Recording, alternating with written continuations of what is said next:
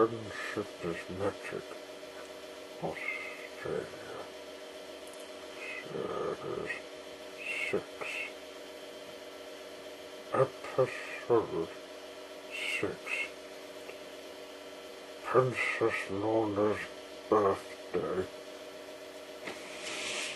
The little ponies had been tired and happy at some parties they had thrown as fake or rangers parties, but there was a pony that had no parties.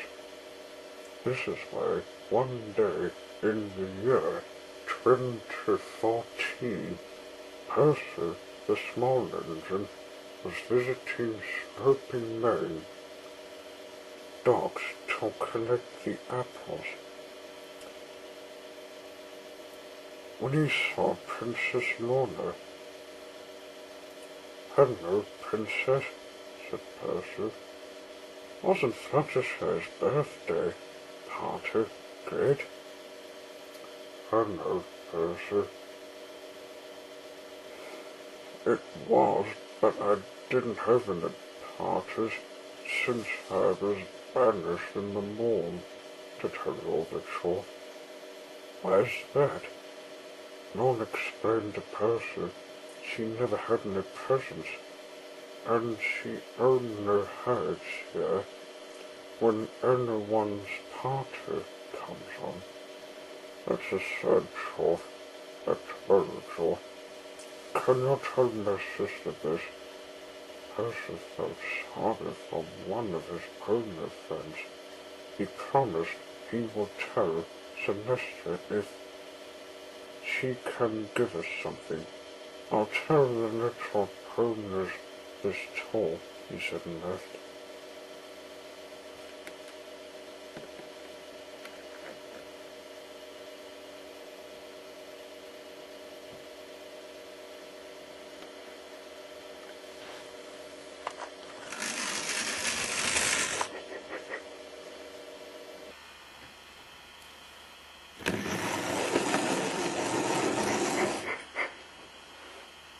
He came to his shipyard when finished with his day's work. He found Twilight and the friends who came to meet him. "Hello, ponies. Hello, Percy. I've met your other Princess Pony, and she told me she never had any birthdays since she was banished in the moon. That was a long time ago. They missed each other, and she hides when any birthday comes up." Twilight suddenly had a thought. She didn't ask her teacher. "Oh, I'm sorry, sir, but I'll ask Princess Celestia." "No need, I saw Percy, and I've known my sister didn't have a birthday." "Oh, hello, Princess. I thought I was about to tell you, but you already knew when you saw Percy in Sloping Main Docks. Aren't you going to tell your sister?" "Yes, I would. What can I do to give her present?" "Well, Percy, you'll have to think of something she likes." "I know. Captain Croc, he tells tales about us." "That's a good idea." Lorna was in Small Engine Docks, sulking, when she saw Celestia and the little ponies come up. "Oh, hello, Celestia. I didn't want to be seen because since you banished me and Twilight brought me back, I had no birthdays. So don't you think? Well, Lorna, think we shall give you one. Over the presents, you can't have one without them. Yes, you do. Captain Cook's chain tails. That's your present. Does he know Matt Case? I haven't met him for years. Yes, I do, Lorna. Are you talking about Toby, who had no holiday? No. I wasn't certain what you were meaning. Toby's like you when he went to the seaside for nothing. Did you read the book Twilight and his friends? Sinister? Yes, I did. All right then.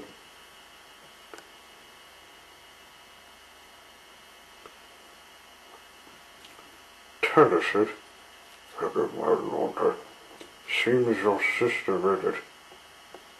I might as well tell it again. Twilight, magic, yes, sir.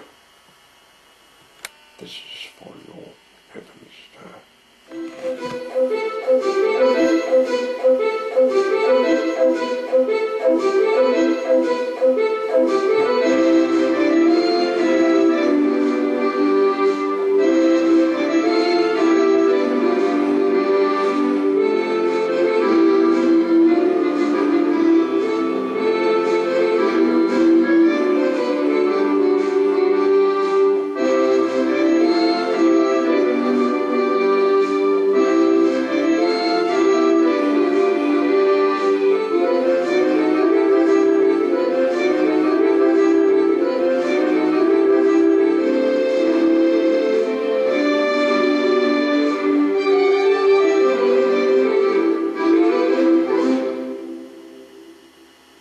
Toby's seaside holiday.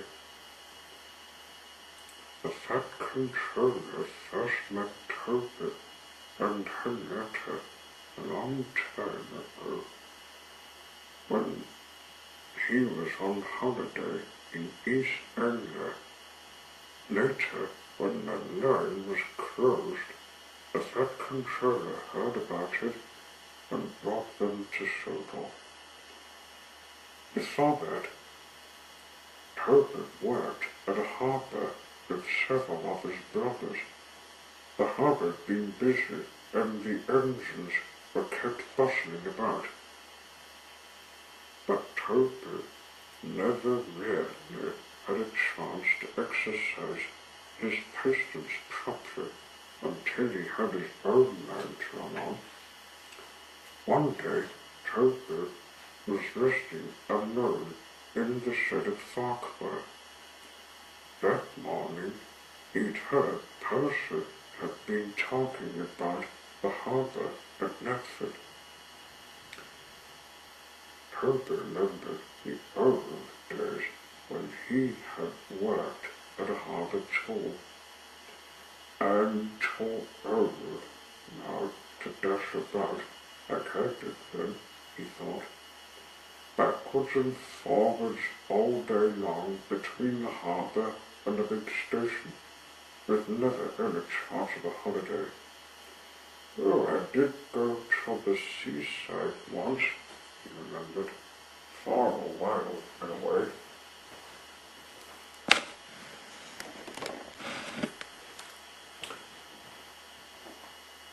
His Jacob and Simon had been so excited when they came to work one day. We've been promised a trip to the seaside, they said. What do you mean? Asked Toby. There's a seaside village near here, explained the driver, where they have a festival each year. lots of people come to it, and one of the organizers thinks it would be a good idea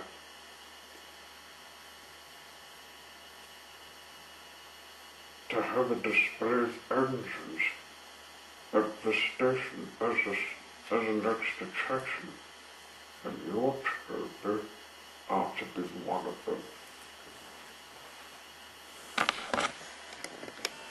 Turbo went to the shed at the big station.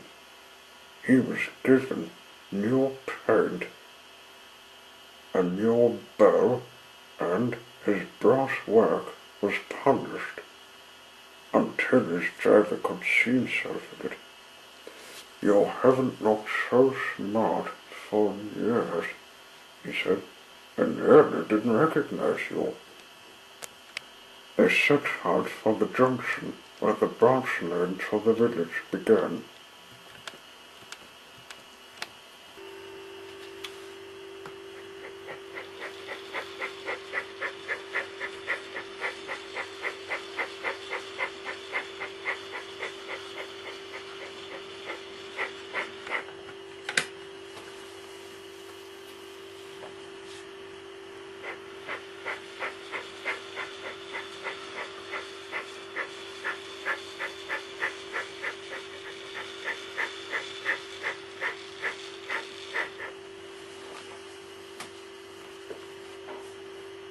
As they arrived, a train came in from the branch line.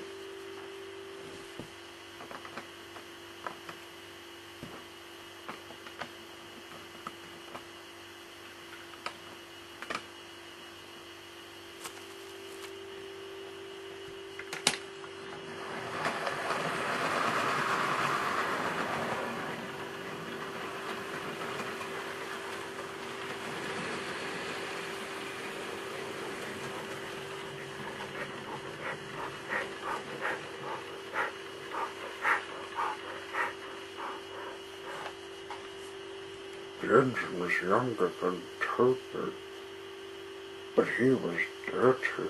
His rods clanked and steam leaked from everywhere. The poor engine, said Turbo. Can I help pull this next train to the seaside, please? The station master agreed. So Turbo was coupled in front.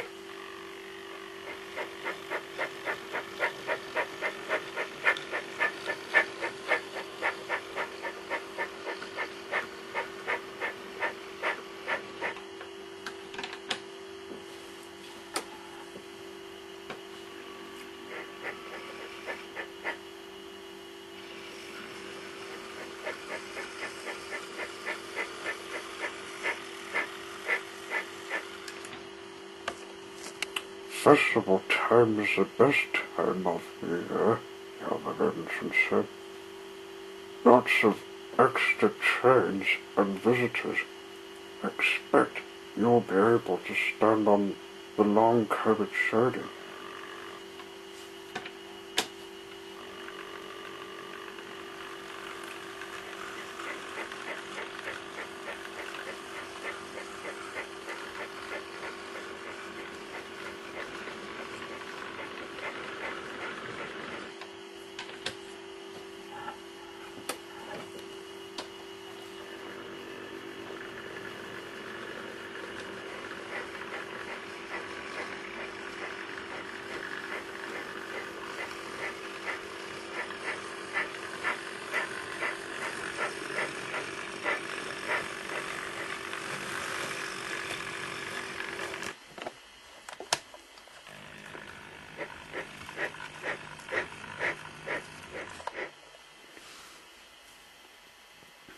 They soon reached the seaside station, where the station master came out to meet them.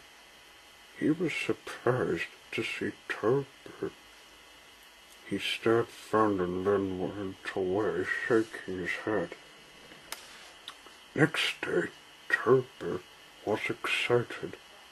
He woke early and found some birds he saw Uh, I mean, he saw the sea sparkling in the distance.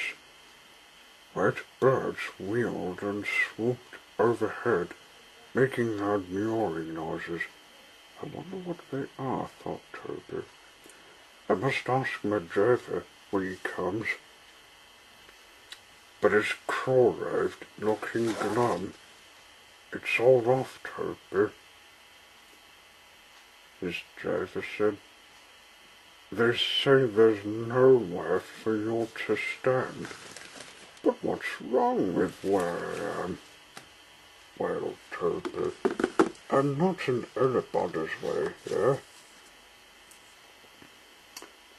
It's just an excuse, I reckon," said his driver, lowering his voice. "The real trouble is you're too smart, Toby. They're afraid you'll show their branching up." Just then, a door banged. Toby jumped. "Wake up, Toby," smiled his driver. "Time for work." Toby sighed as he moved from the shed. "Well, I did get to the seaside," he murmured, "even if it wasn't for long. But I think that controller would have managed all the festival business much better."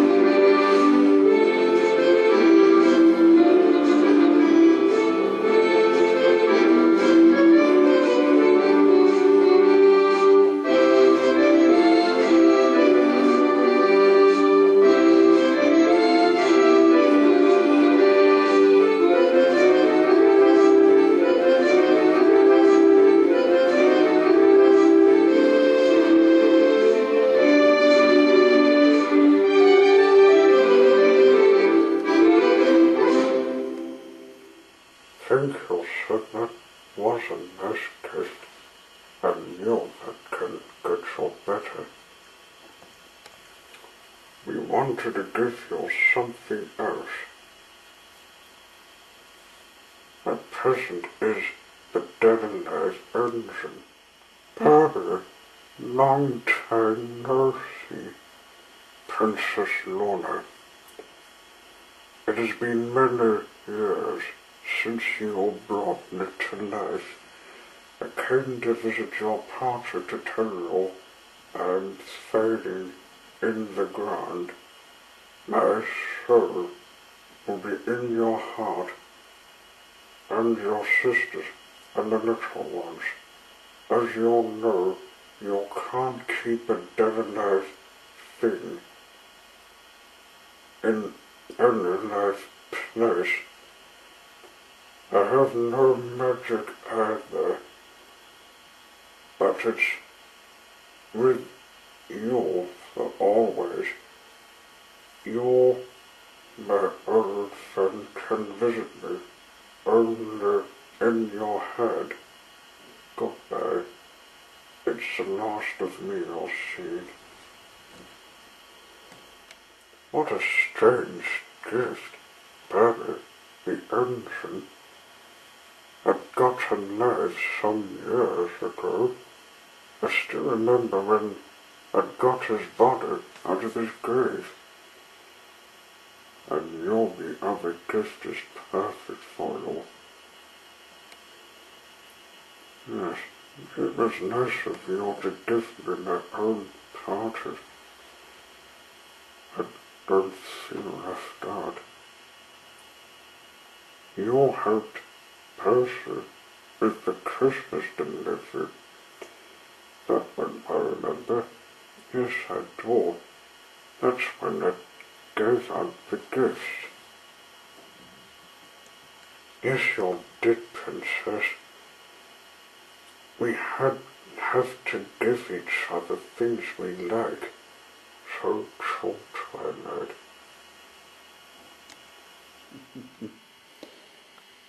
My idea has worked. That is all for today. End of My Little Pony Friendship is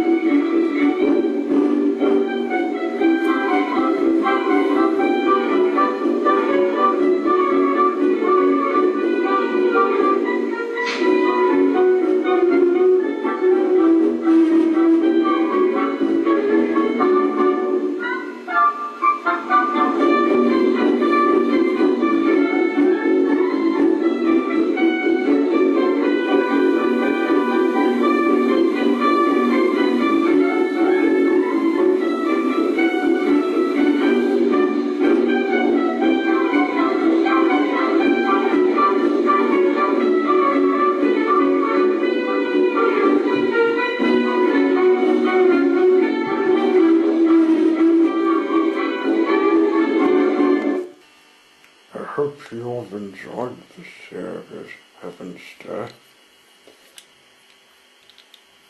If you have more